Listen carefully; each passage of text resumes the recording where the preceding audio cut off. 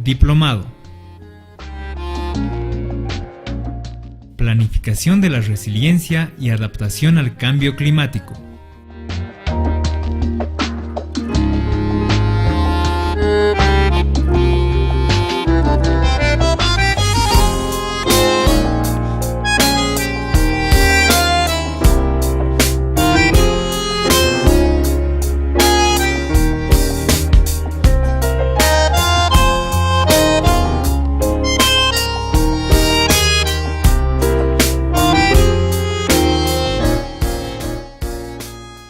Módulo 2.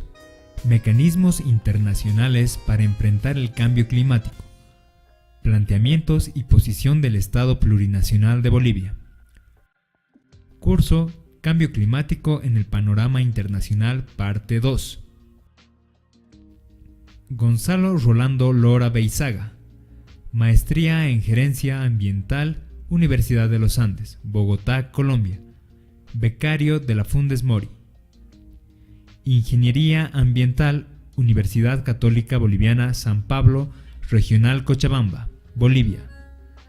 Realizó investigaciones particulares aplicadas sobre la sabiduría de la unidad de los pueblos ancestrales del Abya Yala, sobre la base de la obra y guía del Dr. José Mario Ilsecas y la Magister Tatiana González. Negociador ante la Convención Marco de Naciones Unidas sobre Cambio Climático y ha trabajado asesorando proyectos de adaptación al cambio climático dentro del marco del programa piloto de Cultura de Resiliencia. Tiene una maestría en el estudio de los enfoques propuestos por las escuelas de resiliencia para la gestión del cambio ambiental global. Bienvenidos. Vamos a abordar la secuencia temática 2, que tiene que ver con la Convención Marco de Naciones Unidas sobre Cambio Climático y sobre el Protocolo de Kioto. Los antecedentes de estos se remontan a finales de la década del 70, donde en 1979 se establece la primera conferencia mundial sobre el clima. En esta primera conferencia ya los científicos van alertando que la humanidad está teniendo influencia sobre el sistema climático, pudiendo generar efectos negativos sobre el mismo. Sin embargo, no es hasta 1988 que recién se establece el Panel Intergubernamental de Expertos sobre Cambio Climático de Naciones Unidas. Este panel emite en 1990 el primer informe sobre el cambio climático y establece la segunda conferencia mundial sobre el clima, pidiendo un tratado mundial sobre cambio climático. En 1991, el Comité Intergubernamental de Negociación de Naciones Unidas adopta la Convención Marco de Naciones Unidas sobre el Cambio Climático y el 92 se reafirma para que cuando la cantidad de países necesarios ratifiquen este instrumento entre en vigor, y esto se da en 1994. Esta convención, así como todas las convenciones que provienen de Río de Janeiro de 1992, están basadas sobre el principio de responsabilidades comunes pero diferenciadas. ¿Qué quiere decir esto? Que el cambio climático ha sido generado con responsabilidades diferenciadas. No todos han generado en la misma medida el problema y no todos tienen las mismas capacidades para enfrentar el problema. Por eso, hay que reconocer estas responsabilidades que son comunes pero diferenciadas, donde no todos los países son responsables, no todos los países tienen las capacidades para responder a estos impactos del cambio climático y debemos tomar en cuenta las condiciones económicas de cada país para pedirle que reaccione tanto para generar medidas de mitigación como para generar medidas de adaptación. Este contexto de responsabilidades comunes pero diferenciadas también diferencia los compromisos y la naturaleza del tratamiento de los países dentro de esta convención, dividiéndolos, poniendo un grupo de países en un anexo que es conocido como el anexo 1. ¿Qué países forman parte de este anexo 1? Todos los países llamados desarrollados. Están todos los países que están dentro de la Organización de Estados para la Cooperación para el Desarrollo y las llamadas economías en transición, que corresponde al bloque de países de la ex Unión Soviética. y las partes que no están incluidas en el anexo 1, donde están los países en vías de desarrollo. Encontramos que las partes del anexo 1, por ejemplo, están divididas en bloques de negociación. Encontramos un bloque de negociación que es la Unión Europea, encontramos otro bloque de negociación que es el grupo Paraguas, el grupo Umbrella, que está conformado por Estados Unidos, Australia, Japón y Canadá. Encontramos otras partes que no están dentro del anexo 1, principalmente el G77 más China, que incorpora a la mayor parte de los países en vías de desarrollo. Tenemos otros grupos como los pequeños países insulares, que son los AOCIS, el grupo africano, el grupo de Latinoamérica y el Caribe, el grupo de los países árabes, el grupo de los países productores de petróleo, entonces el grupo de los indígenas. Encontramos una diversidad de grupos que están negociando dentro de la convención. El órgano máximo de toma de decisión de la convención se llama Conferencia de las Partes, y básicamente cada país es una de las partes que forma parte de esta convención, las partes que han ratificado la Convención Marco de Naciones Unidas sobre Cambio Climático. Esta tiene como órgano de asesoramiento al IPCC, al panel de expertos sobre cambio climático, que es la instancia que le da los insumos científicos a la Conferencia de las Partes para que tome las decisiones políticas a nivel global para enfrentar el cambio climático. Y además cuenta con un fondo financiero que es el Fondo para el Medio Ambiente Mundial, o el famoso GEF, que es el que canaliza los fondos que se destinan hacia el cambio climático. Tenemos dos grupos de asesoramiento, un grupo de asesoramiento científico y tecnológico, que es el SAPSTA, y un grupo de asesoramiento de implementación, que es el SBI. Ambos tienen sus mesas directivas y trabajan con grupos de expertos en transferencia de tecnología, y se cuenta con una secretaría técnica que a la fecha está al mando de la señora Cristiana Figueres de Costa Rica. El objetivo de la Convención Marco de Naciones Unidas sobre Cambio Climático es lograr la estabilización de las concentraciones de gases de efecto invernadero de la atmósfera a un nivel que impida interferencias antropogénicas peligrosas en el sistema climático. Es decir, este nivel debería lograrse con un plazo suficiente para permitir que los ecosistemas se adapten naturalmente al cambio climático, asegurar la producción de alimentos, que ésta no se vea amenazada, y permitir el desarrollo económico de manera sostenible, proseguir este desarrollo económico de manera sostenible. Este objetivo es un poco ambiguo porque no determina qué es un cambio climático antropogénico peligroso, no define cuál es el límite que deberíamos nosotros perseguir como para evitar un cambio climático antropogénico peligroso. Pero tiene cosas interesantes que vamos a ver, por ejemplo, en sus principios. Esta convención está fundamentada en estos principios, voy a rescatar algunos de ellos. Las partes deberían proteger el sistema climático en beneficio de las generaciones presentes y futuras sobre la base de equidad y en conformidad con sus responsabilidades comunes pero diferenciadas y sus respectivas capacidades, que básicamente es el principio que les he explicado a un principio. En esta convención los países desarrollados deben tomar la iniciativa y deberían tenerse plenamente en cuenta las necesidades específicas y las circunstancias especiales de las partes que son países en vías de desarrollo, especialmente aquellas que son particularmente vulnerables a los efectos del cambio climático. Después vamos a ver cuáles son esos criterios que hacen a un país más o menos vulnerable al cambio climático. El principio precautorio es muy importante, y aquí dice que se deben tomar medidas de precaución para prever, prevenir o reducir al mínimo las causas del cambio climático y mitigar sus efectos adversos. Las partes tienen derecho al desarrollo sostenible y deberían promoverlo. Y finalmente, el crecimiento económico es esencial para la adopción de medidas encaminantes a hacer frente al cambio climático. Esto da amplitud para que las partes en vías de desarrollo puedan aumentar sus emisiones, mientras los países desarrollados tienen que bajarlas inmediatamente. Las partes deberían cooperar en la promoción de un sistema económico internacional abierto y propicio que condujera al crecimiento económico y desarrollo sostenible de todas las partes, particularmente las partes que son países en vías de desarrollo, porque se reconoce que su principal objetivo es eliminar la pobreza y lograr mejores índices de desarrollo. Entre los compromisos que encontramos, así como es diferenciado el tratamiento entre anexo 1 y no anexo 1, los compromisos también son diferenciados. Hay algunos compromisos que atañen a todos los países, como por ejemplo, elaboración de inventarios nacionales de emisiones antropógenas por las fuentes de absorción de sumideros. Es decir, los inventarios de gases de efecto invernadero lo tienen que hacer todos los países. Las comunicaciones nacionales las tienen que hacer todos los países. La implementación de políticas públicas para mitigación y adaptación lo tienen que hacer todos los países. Todos tienen que promover y apoyar con su cooperación el desarrollo, la aplicación y la difusión, incluida la transferencia de tecnología, prácticas y procesos que controlen, reduzcan o prevengan las emisiones de gases de efecto invernadero en la atmósfera. Es decir, un proceso en el cual la gente también pueda ser parte de las decisiones. Todos tenemos que tomar políticas públicas orientadas hacia la mitigación y la adaptación, pero dentro del anexo 1 encontramos, como les había mencionado, dos grupos. La Organización de Estados para la Cooperación al Desarrollo, sin incorporar a Chile ni a Israel, y los países, las economías en transición. Si sacamos a las economías en transición, tenemos a los países anexo 2, que son los países más ricos del anexo 1. Estos países tienen además compromisos financieros en el marco de la convención.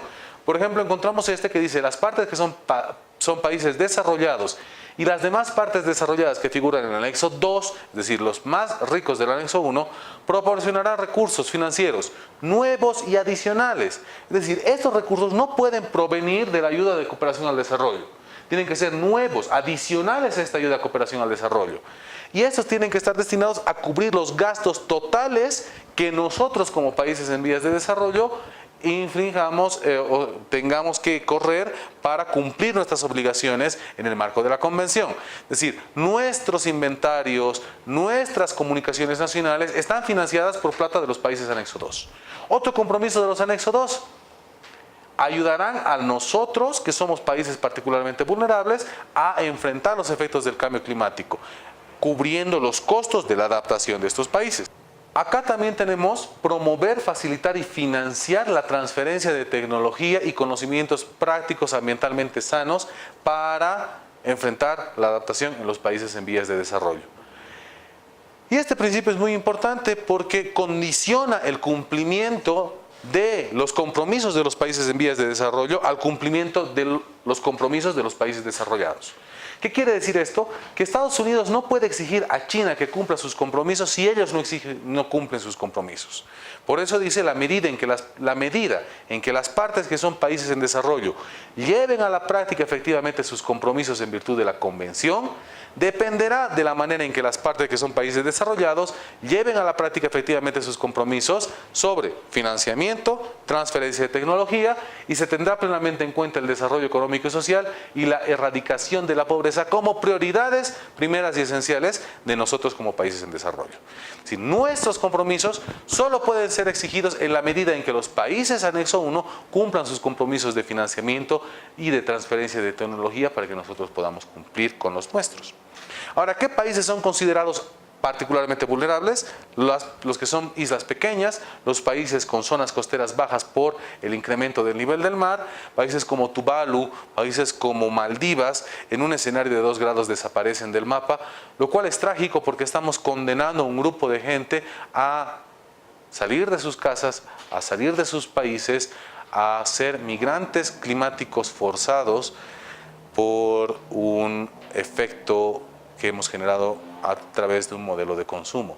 Los países con zonas áridas y semiáridas que tienen desiertos, las zonas con cobertura forestal, zonas expuestas al deterioro forestal, países con zonas propensas a desastres naturales, países expuestos a sequías y desertificación, países con alta contaminación atmosférica urbana, países con ecosistemas frágiles, incluidos ecosistemas montañosos, países con economías que dependen en gran medida de los ingresos generados por la producción, procesamiento y exportación de combustibles fósiles y productos asociados a la energía intensiva o de su consumo, y países sin litoral y países en tránsito.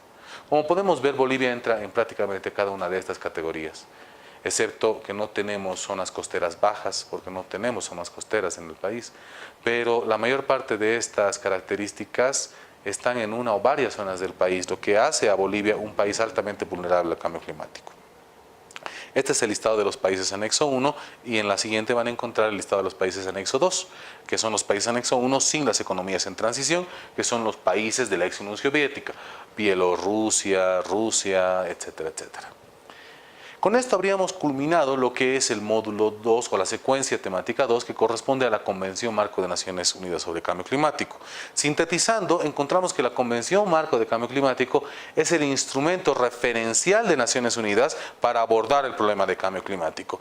Esta convención está fundamentada sobre el principio de responsabilidades comunes pero diferenciadas y hace un tratamiento diferenciado entre países anexo 1 y países no anexo 1. Esto incluye los compromisos que tienen que ver con con no solamente compromisos de reducción de emisiones, sino compromisos financieros, compromisos de transferencia de tecnología, de compartir información, etc. Es una serie de elementos que deben ser abordados.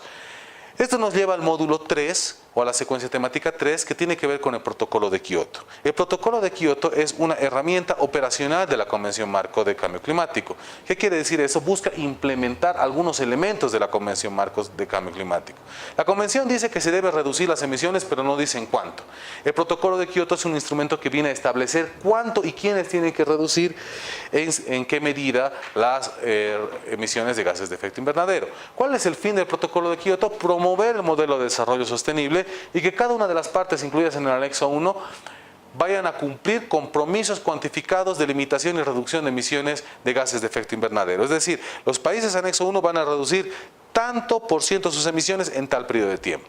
¿Cuál es el objetivo que plantea el protocolo de Kioto? 5.2% respecto de los niveles de 1990.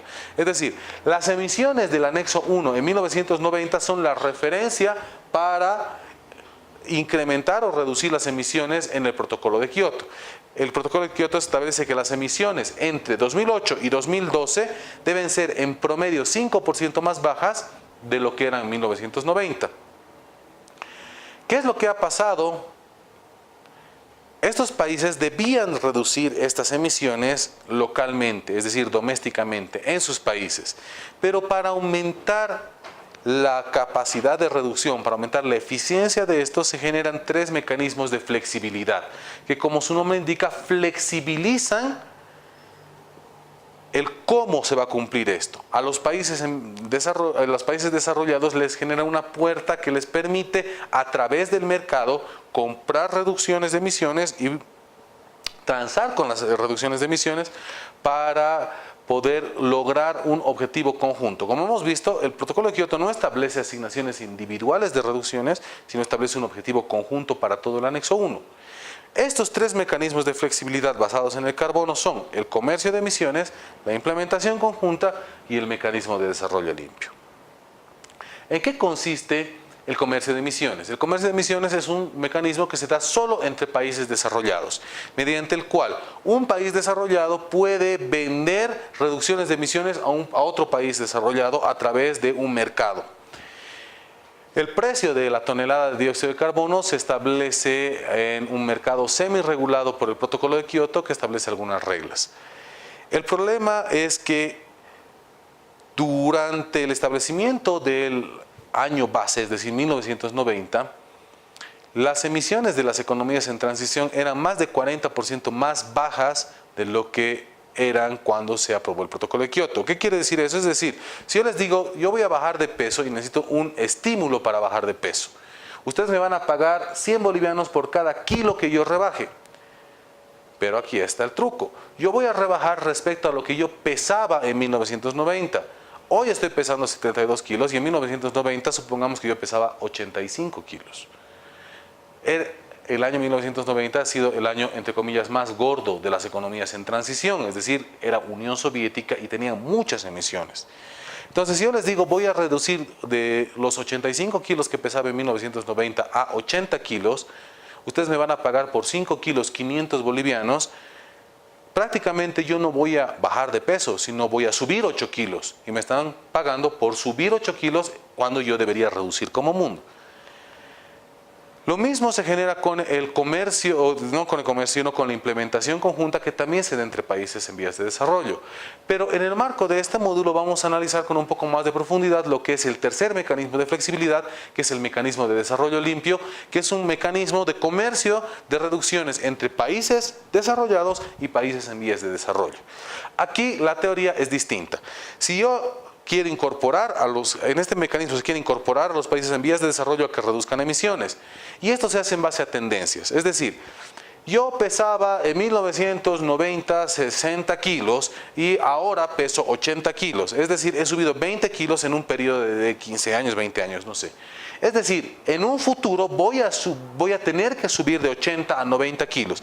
Pero en vez de subir a 90 kilos, solo voy a subir a 85. Es decir, que ustedes me van a pagar 500 bolivianos por 5 kilos que no voy a bajar. Nuevamente, se está pagando por incrementar las emisiones cuando el mundo necesita reducirlas drásticamente. Entonces, el propósito de este mecanismo de desarrollo limpio era que los países en vías de desarrollo puedan contribuir a incrementar este objetivo. Sin embargo, ya como pueden ver, un 5% es un objetivo prácticamente experimental para ver cómo iba a funcionar esto. Lo cierto es que no todos los países han cumplido con sus compromisos. Países como España o como Turquía han incrementado drásticamente sus emisiones. Y aquí está el tema del aire caliente. ¿Qué quiere decir el aire caliente? Tiene que ver con el primer ejemplo que les he dado de reducción de peso. Estos países que eran mucho más gordos en 1990 tienen que ver con las economías en transición. Rusia, Ucrania, Bielorrusia, Lituania, Letonia, Estonia, etcétera, etcétera. Todos estos tenían muchas más emisiones en 1990. Como se puede ver en 1997, cuando se aprueba el protocolo de Kioto, sus emisiones eran 40% más bajas de lo que eran en 1990. Es decir, que les permitía vender todo ese conglomerado de emisiones inexistentes a los países desarrollados que, como pueden ver, han subido sus emisiones más o menos de en 11%, pero con el balance general de las economías en transición vendiéndole esto de este aire caliente, se habría cumplido, como ven en la parte de abajo, el objetivo del protocolo de Kioto en 5.2%. Sin embargo, las emisiones han subido.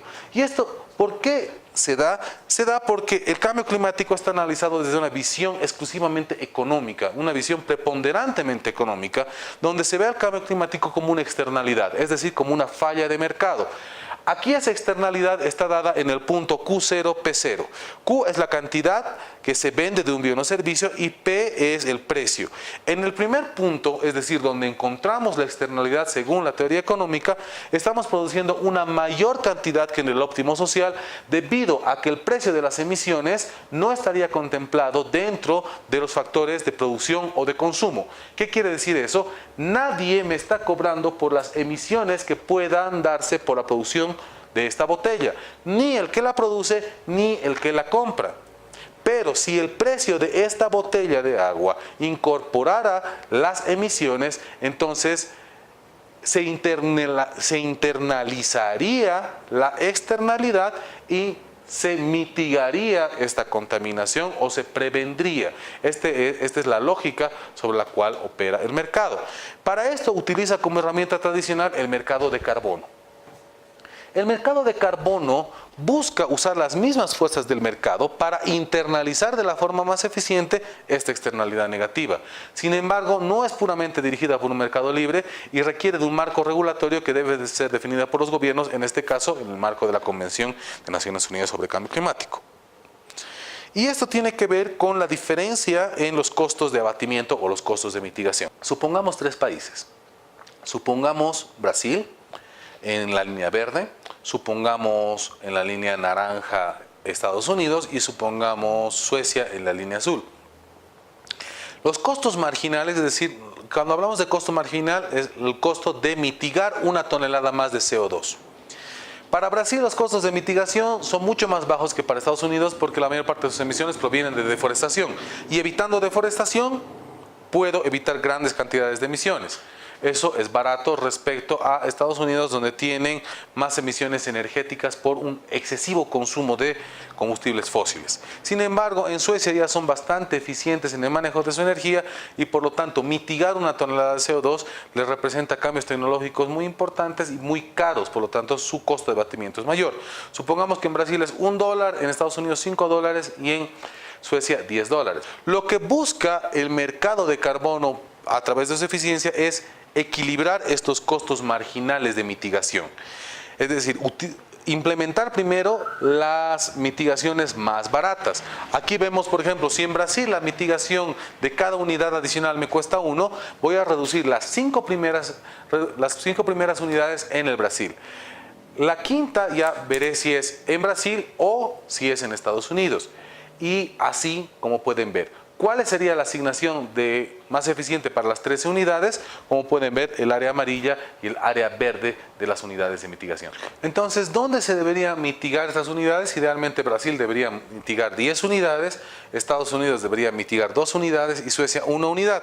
De esta forma, todos gastarían $10 en la reducción de su contaminación. El problema con el mercado de carbono es que ha logrado movilizar mucha cantidad de dinero, pero no ha logrado reducir importantes volúmenes de gases de efecto invernadero. El mercado debía ser suplementario, es decir, complementario, perdón, a las reducciones domésticas. Sin embargo, como vemos en el gráfico, el volumen de carbono comerciado bajo el protocolo de Kioto ha superado por mucho lo que se necesitaba. Es decir, la oferta ha sido muy superior a la demanda, que en todo caso completo hubiese llegado al 5.2%. Como podemos ver, en 2006 estaba en el orden del 10% y en 2009 de 44%. Es decir, durante este periodo se ha generado mucho más reducciones de lo que el mercado era capaz de asimilar, distorsionándolo y llevándolo a un colapso. Hoy en día el mercado de carbono no llega a precios interesantes porque no hay compromisos, como vamos a ver posteriormente. Los compromisos versus las intenciones nos están llevando a un escenario bastante complicado y bastante negro, por así decirlo. ¿Por qué? Porque los compromisos de todos los países no llegan a cumplir lo mínimo que se requiere para mantenernos en un margen seguro. Ahí van a ver cuáles son los países que tienen compromisos de reducción de emisiones y van a encontrar que no solamente hay países desarrollados, sino también países en vías de desarrollo como China, como India, como Brasil, Perú, México.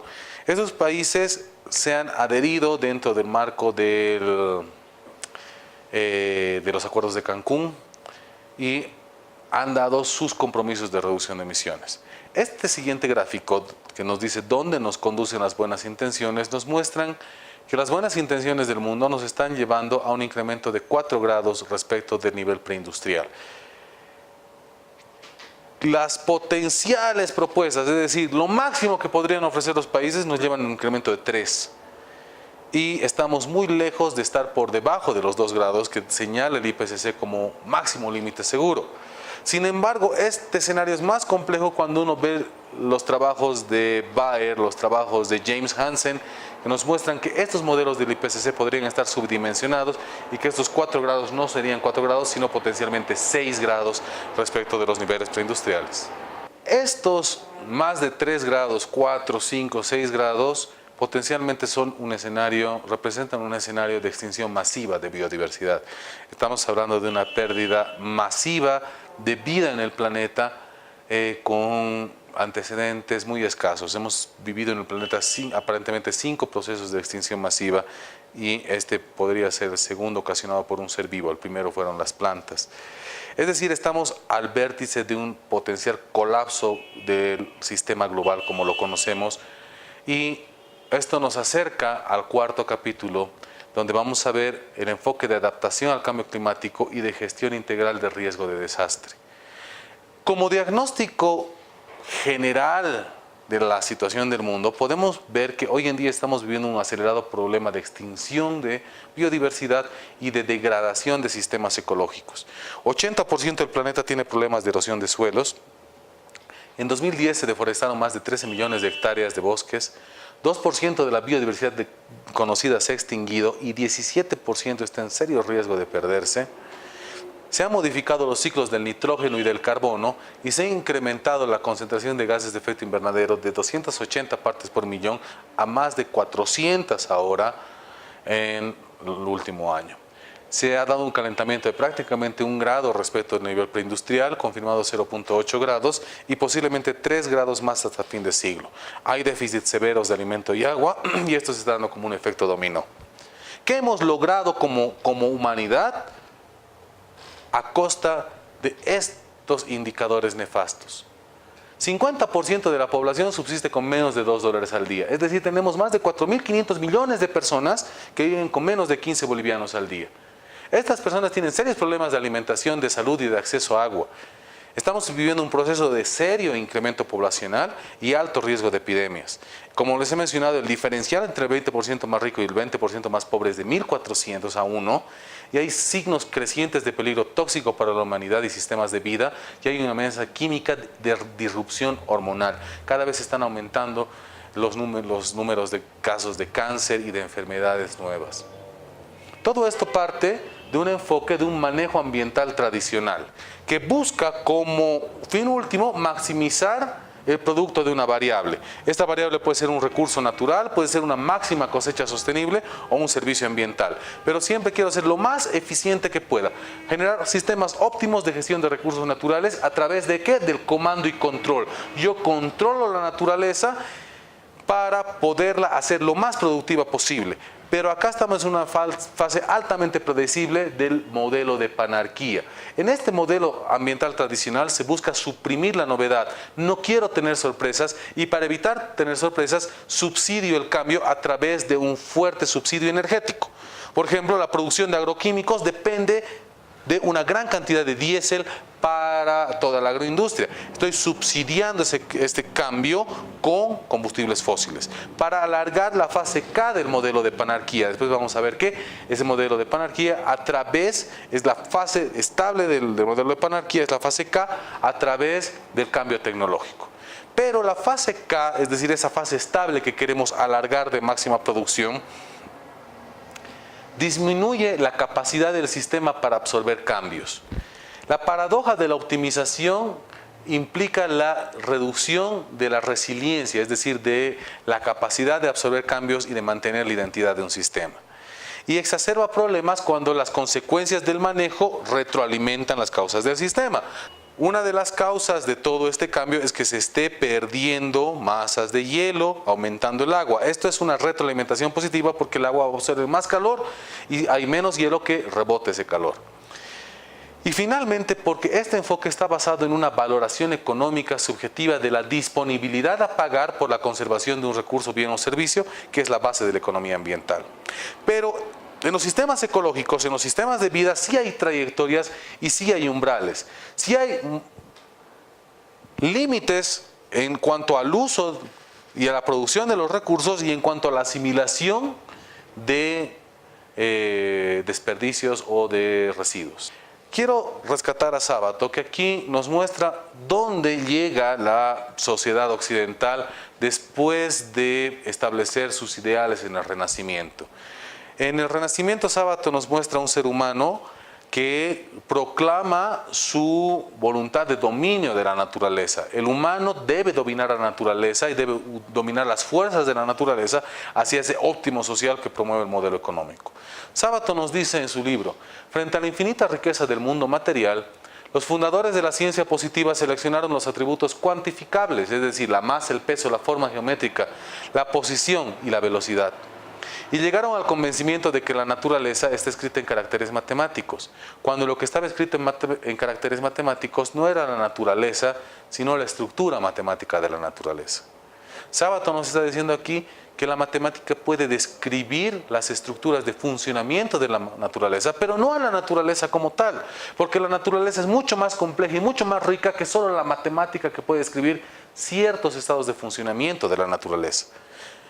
Este artilugio, Sábato dice, pero grullada tan ingeniosa como la de afirmar que el esqueleto de los animales tiene siempre caracteres esqueléticos.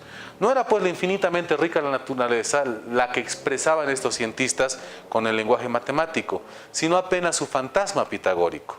Lo que conocíamos así de la realidad era más o menos como lo que un habitante de París puede llegar a conocer de Buenos Aires, examinando su plano, su cartografía y su guía telefónica, o más exactamente lo que un sordo de nacimiento puede intuir al leer una partitura o al examinar una partitura. Es decir, la ciencia nos puede mostrar una sombra que aparentemente es una mano, pero lo que nos muestra realmente que está proyectando esa sombra posiblemente es un conejo y estemos muy lejos de entender la realidad a través de un fantasma pitagórico matemático. El paradigma cartesiano lleva a la fe en la objetividad del conocimiento científico y a su certeza, pero nunca vamos a ser capaces de medir todas las variables que subyacen un fenómeno natural. Nunca voy a ser capaz de observar todas las fuerzas que van a interactuar sobre un objeto cuando éste está cayendo. Por lo tanto, nunca voy a poder ser científicamente correcto según esto. Esto nos lleva a analizar la complejidad de los sistemas y establecer un nuevo paradigma para la gestión de los sistemas. La racionalidad establece caminos directos, unidimensionales entre causa y efecto, es decir, esto genera esto. Sin embargo, en los sistemas naturales, que son sistemas complejos, no solo las acciones, es decir, los estímulos, dependen o sea, no solamente el sistema depende de los estímulos que se da, sino que hasta cierto punto el sistema se autorregula, tiene su propio funcionamiento. Hasta cierto punto los sistemas causan su propio comportamiento. Y en los sistemas complejos, por lo tanto, no hay culpable, no hablamos de culpables de problemas, porque hemos llevado nosotros todo esto a un control obsesivo de la naturaleza. Nos hemos metido en problemas por controlar obsesivamente la naturaleza, y de igual forma pretendemos que la sostenibilidad de los sistemas naturales depende del ser humano, y eso es completamente falso. Y podemos ver, por ejemplo, a Gudinas, que nos dice que si nosotros dejamos un sistema degradado sin tocarlo, en un tiempo este sistema naturalmente va a recuperar su propia sostenibilidad. Por ejemplo, un barbecho. Si uno deja un barbecho, un sistema degradado durante mucho tiempo, este sistema solito, sin intervención humana, va a recuperar su sostenibilidad. Eso quiere decir que la sostenibilidad no depende de la gestión, no depende del humano, sino depende del propio sistema. ¿Qué quiere decir? Que en la gestión nosotros debemos darle al sistema las condiciones para poder hacer su trabajo. Poder darle las condiciones para mantener esos equilibrios. Los límites, por lo tanto, no están en los recursos, sino en el funcionamiento del sistema. Nuestro enfoque de gestión debe estar orientado a garantizar que ese sistema funcione. Por lo tanto, los gestores, en este caso, no solucionamos problemas, sino gestionamos o manejamos situaciones complejas. Por ejemplo, la guerra contra el terrorismo va a tener efectos complejos sobre la deforestación. ¿Cómo? La guerra contra el terrorismo aumenta la demanda de petróleo. La guerra demanda hartísimo petróleo. Y como un sustituto alternativo del petróleo tenemos a los agrocombustibles, es decir, destinar grandes extensiones de tierra a producir cultivos que me vayan a producir biodiesel o bioetanol para producción de energía y reemplazo parcial del petróleo. Esta producción de agrocombustibles va a competir con los alimentos. Al ser más rentables los agrocombustibles, la gente va a preferir producir agrocombustibles y no alimentos, lo que va a incrementar los precios de los alimentos, va a incrementar la deforestación para producir guerra, y por lo tanto va a exacerbar la crisis alimentaria. Esto nos lleva a cómo podemos abordar esto en incidencia de política pública. Y vamos a encontrar que no podemos separar los atributos ecológicos de los atributos culturales, de los atributos económicos. Todo es parte de un solo sistema. El humano es parte de un sistema, de un planeta Tierra, y no así un dueño o un amo y señor de este planeta. Es una parte más, y por lo tanto así se deben entender las variables socioecológicas de un sistema. Esto nos va a permitir establecer una escala espacial y una escala temporal para abordar un sistema socioecológico y determinar cuáles son los atributos ecológicos y los atributos sociales que van a estructurar ese sistema. A estos atributos vamos a conocerlos como variables estructurantes, y estas pueden ser lentas o pueden ser rápidas. Estas variables estructurantes tienen que ver con el clima, tienen que ver con la dotación de agua, tienen que ver con las variables que, como su nombre indica, estructuran un sistema social y ecológico, que vamos a conocer como sistema socioecológico. A través de la intervención sobre estas variables estructurantes vamos a poder mantener o garantizar el funcionamiento de un sistema, y de esa forma poder incidir sobre su sostenibilidad. ¿Cuáles son las variables que debemos tomar en cuenta? La identidad de un sistema, la estructura, la autoorganización, el ciclo adaptativo, y en base a eso las incidencias de gestión para fortalecer su resiliencia y reducir su vulnerabilidad. Como les hablaba de las variables estructurantes, aquí tenemos un libro que nos muestra el rol de la migración de bagres en el Amazonas. La migración de bagres en el Amazonas es la mayor migración de biomasa en el planeta, superando ampliamente a la migración de caribús en Norteamérica y a la migración de ungulados en el Serengeti. Es decir, es mucha biomasa. Son miles de millones de toneladas de bagres que se están moviendo en sus ciclos de desove entre la parte de la cordillera y las desembocaduras del Amazonas. Si nosotros vemos que la masa es energía, la masa por velocidad al cuadrado me va a dar energía cinética, y aquí tenemos un montón de masa moviéndose a una velocidad, encontramos que hay una dinámica energética importante que se está dando en todo el Amazonas y que estructura el Amazonas. Por lo tanto, debo tener muy en cuenta esto para no alterar a través de un sistema de represas todo este sistema delicado e intricado, mediante el cual los bagres están transfiriendo masa y energía a toda la cuenca del Amazonas. Esto nos lleva a redefinir la sostenibilidad de un enfoque completamente económico de externalidad o falla de mercado hacia un enfoque que vea los límites sobre los cuales podemos desenvolvernos. Es importante reconocer estos límites porque el modelo socioeconómico actual no ve límites, asume un crecimiento infinito. Las sociedades no han establecido un límite para el crecimiento siempre se tiene que dar dando, y ese crecimiento progresivo con un incremento poblacional asociado va a dar lugar a que lleguemos a colapsar la capacidad de regeneración del sistema. A la derecha podemos encontrar las 9 variables o los 9 fenómenos asociados al cambio ambiental global por Johan Rockström del Centro de Resiliencia de Estocolmo, donde encontramos el cambio climático, la acidificación del océano, la pérdida de ozono estratosférico, el cambio en el ciclo del nitrógeno y del fósforo, el uso global de agua dulce, el cambio de uso de la tierra, la pérdida de biodiversidad, los aerosoles atmosféricos y la polución química. Podemos ver que estamos muy por encima del límite en pérdida de biodiversidad y en remoción de nitrógeno de la atmósfera, y también estamos por encima del límite seguro ya en cambio climático. Ahora vamos a acercarnos a ver qué es ese límite seguro. El enfoque que propone el IPCC y la mayor parte de los científicos que han venido abordando esto es articular el cambio climático con los fenómenos extremos. Y ahí es donde nosotros articulamos la Convención Marco de Cambio Climático con el marco de acción de Hyogo para reducción de desastres naturales. Articulamos estos dos enfoques porque no sería lógico gastar recursos por un lado en gestión de riesgo de desastre y por otro lado en adaptación al cambio climático.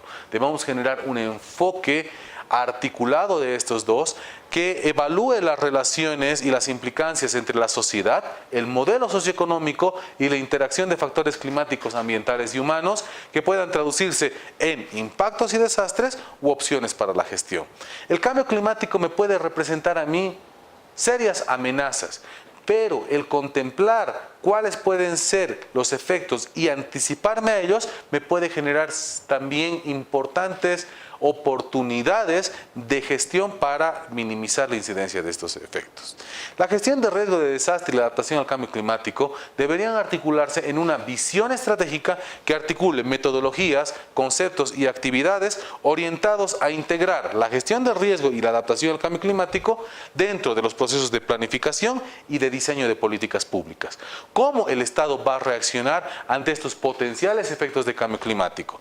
Fortalecer mis fuentes de dotación de agua, fortalecer mis sistemas de producción de alimentos, generar mejores sistemas de tratamiento de aguas residuales para descontaminar esa agua que estoy contaminando, fortalecer los sistemas de alerta temprana. Es decir, hay una serie de acciones que se pueden hacer para reducir el factor de riesgo interno. ¿Qué es un factor de riesgo? El riesgo está constituido por un factor externo y un factor interno. El factor externo es la amenaza. En este caso es el cambio climático. La amenaza va a ser un factor poco controlable por nosotros como gestores. El otro componente del riesgo es el factor interno, y ese tiene que ver con la vulnerabilidad del sistema o la vulnerabilidad del individuo a la amenaza. Puede haber una amenaza muy grande, pero puede haber una vulnerabilidad mínima a esa amenaza, es decir, que el individuo o el sistema esté muy bien preparado para recibir eso, y eso se llama resiliencia. La resiliencia es la capacidad del sistema de absorber una perturbación y mantener la identidad, la estructura y el funcionamiento del sistema. Pero si un sistema es vulnerable a la amenaza, se va a ver potencialmente en riesgo de transformación o de colapso. Acá en esta gráfica de los conceptos centrales del enfoque vamos a encontrar a la izquierda la amenaza, que es el clima, la variabilidad natural y el cambio climático humano, y a la derecha la variable de riesgo interna, que tiene que ver con la vulnerabilidad y con la exposición. Si yo reduzco la vulnerabilidad y la exposición a través del fomento de la resiliencia, voy a poder minimizar la incidencia de la amenaza respecto al sistema. Ese es el único camino que nos toca básicamente a nosotros internamente como política pública, debido a que nuestra generación de gases de efecto invernadero es mínima, como han visto, la mayor parte es en los países desarrollados, y este cambio va a seguir dándose, lo que nos lleva a nosotros a fortalecer nuestros sistemas para poder enfrentar de mejor forma el cambio climático a través de la adaptación y de la gestión de riesgo de desastre. La gestión de riesgo de desastre establece la relación entre cambio climático y los fenómenos climáticos extremos, los impactos y las estrategias que debemos abordar para enfrentar estos riesgos. Es un elemento para la toma de decisiones en un marco de incertidumbres. Los modelos no nos dicen qué va a suceder, nos dicen qué va a suceder más probablemente. Y ofrece un marco de respuestas para tomar decisiones en situación de riesgo. Esto es en cuanto a la adaptación. Como podemos visualizar, la adaptación tiene que estar establecida bajo un enfoque de riesgo, donde podamos minimizar la incidencia de las amenazas mediante el fortalecimiento de la resiliencia, minimizando la vulnerabilidad y la exposición. Sin embargo, esto es solo parte de la estrategia global sobre cambio climático. Es muy importante reducir la cantidad de gases que están ingresando a la atmósfera para lograr su estabilización, como es el objetivo final de la Convención Marco. Esto se hace a través de la mitigación, que nos lleva al capítulo 5, que se refiere a los desafíos de la mitigación. En esta primera gráfica vamos a ver que el límite peligroso son los 2 grados según el IPCC, es decir, menos de 2 grados debería ser el límite, entre comillas, seguro para la humanidad. Sin embargo, científicos como James Hansen, como Johan Rockström, como Nelson Baer, han mostrado que el límite no debería establecerse en temperatura, sino en concentración de gases de efecto invernadero. Porque esa concentración, como ven allá, si es 350 partes por millón, en ningún caso está cerca de 2 grados.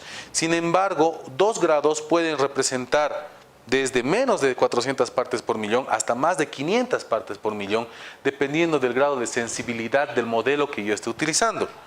Hay modelos que son más sensibles al CO2, que me dicen que la temperatura se va a incrementar más rápidamente con menos CO2 en la atmósfera. Hay modelos menos sensibles que van a decir que con más CO2 va a haber menos cambio climático. Eso me da un margen ambiguo.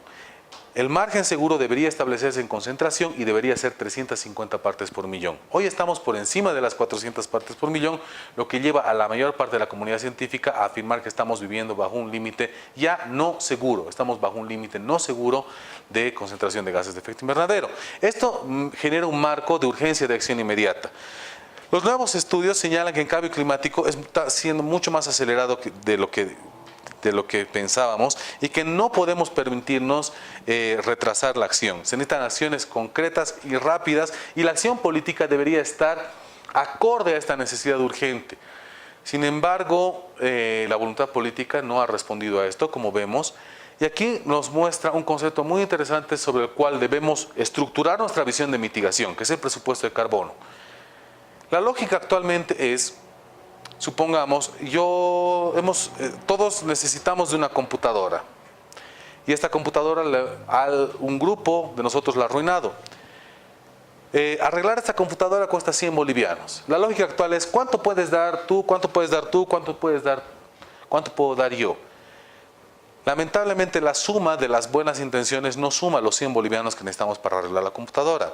La visión correcta debería ser: ¿cuánto se necesita para arreglar la computadora y quiénes son los principales responsables? Estos pagan la mayoría y se distribuye de forma equitativa, de acuerdo a las capacidades de cada uno, el costo que esto implica.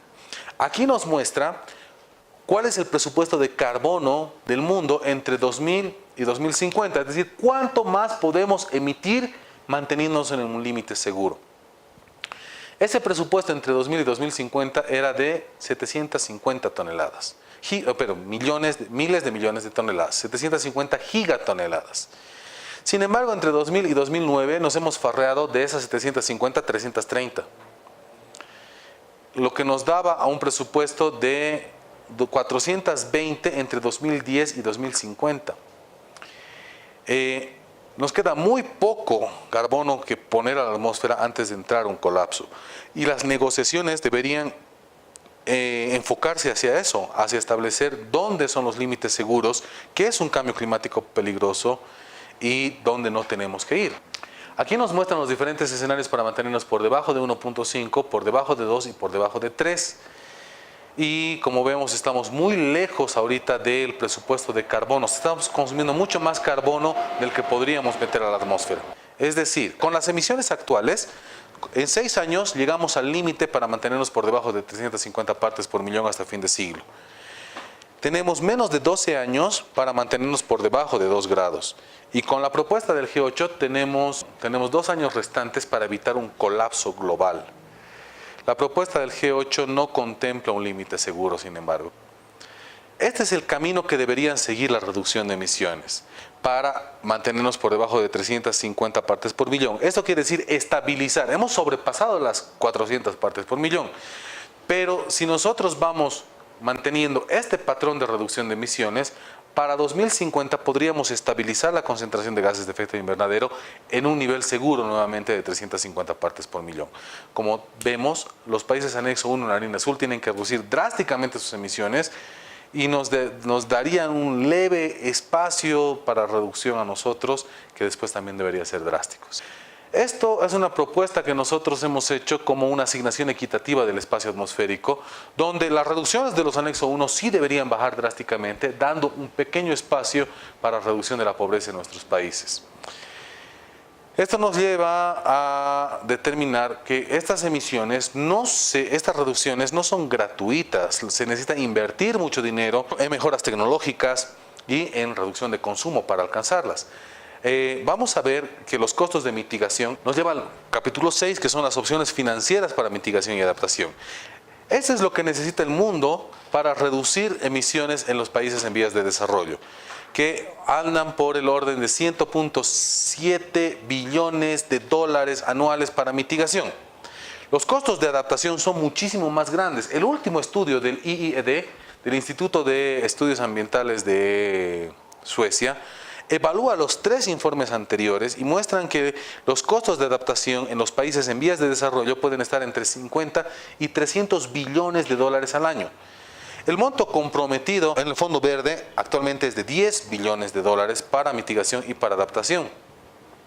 Y se compromete a llegar a máximo 100 billones de dólares.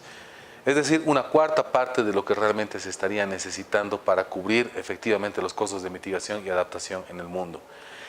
Esto nos llevaría a intuir tal vez que no hay suficiente dinero en el mundo. Sin embargo, cuando vemos el presupuesto de defensa mundial, vemos que este ha alcanzado 1.4 trillones de dólares en 2008, que representa casi 4% del PIB mundial.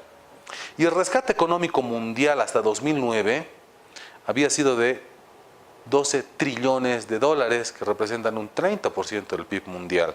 Es decir, sí existe dinero en el mundo, sin embargo las prioridades están claras: el rescate a los bancos y no la crisis ambiental global.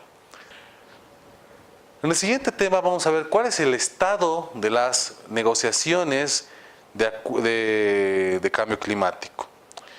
El protocolo de Kioto está entrando en una enmienda para un segundo periodo de compromisos entre 2013 y 2020. Sin embargo, no solamente ahora Estados Unidos está fuera, sino también Canadá, Japón, Nueva Zelanda y la Federación Rusa se han retirado del protocolo de Kioto. El objetivo conjunto para ese segundo periodo es de 18% respecto a los niveles de 1990, pero como podemos ver, ese 18% es completamente insuficiente respecto a lo que se necesita según la comunidad científica. El plan de acción de Bali reconoce que el protocolo de Kioto no aborda todos los temas de la Convención Marco de Naciones Unidas sobre Cambio Climático, solo aborda mitigación en países anexo 1, por lo que abre una hoja de ruta para abordar una visión común de la cooperación a largo plazo sobre cambio climático, de la mitigación tanto en países desarrollados como en países en vías de desarrollo, emisiones energéticas, emisiones no energéticas, bosques, búnkers, etc. La adaptación al cambio climático es otra de las líneas del plan de acción de Bali, los mecanismos de financiamiento y la tecnología. Este plan debía haber adoptado una decisión en 2009 en la COP15 en Dinamarca. Sin embargo, no se ha logrado que se elabore un documento que logre la aplicación plena y eficaz y sostenida de la Convención Marco sobre Cambio Climático. Los productos que se han negociado dentro del grupo, dentro de los grupos de negociación sobre el Plan de Acción de Bali, nos muestran los resultados dentro de la visión común que establece un objetivo de mantener el incremento por debajo de los 2 grados Celsius. Esta visión debería reforzarse hasta alcanzar posiblemente 1.5. Debería considerarse esa posibilidad por lo menos en las próximas negociaciones y debería establecer un plazo para el punto máximo de emisiones y un objetivo mundial de reducciones para el 2050. Como se puede ver, lo esencial todavía no se ha abordado. No se ha abordado cuál es el objetivo, cuál es el límite, quiénes y cómo debería reducirse. En cuanto a mitigación, la mitigación la divide en países desarrollados y en países en vías de desarrollo.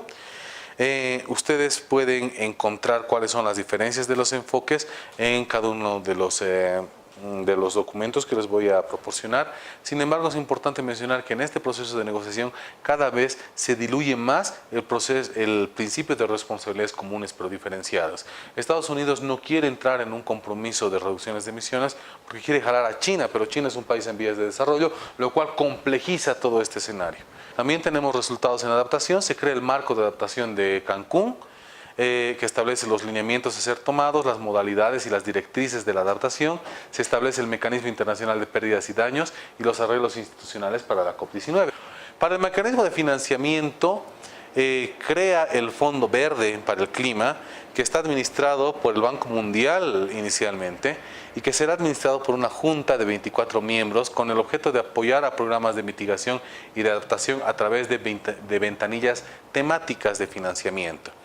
Constaría de una secretaría independiente y tendría un comité permanente de la convención para mejorar la coherencia y la coordinación para el suministro de financiación, la movilización de recursos financieros, para el apoyo y la racionalización del mecanismo financiero.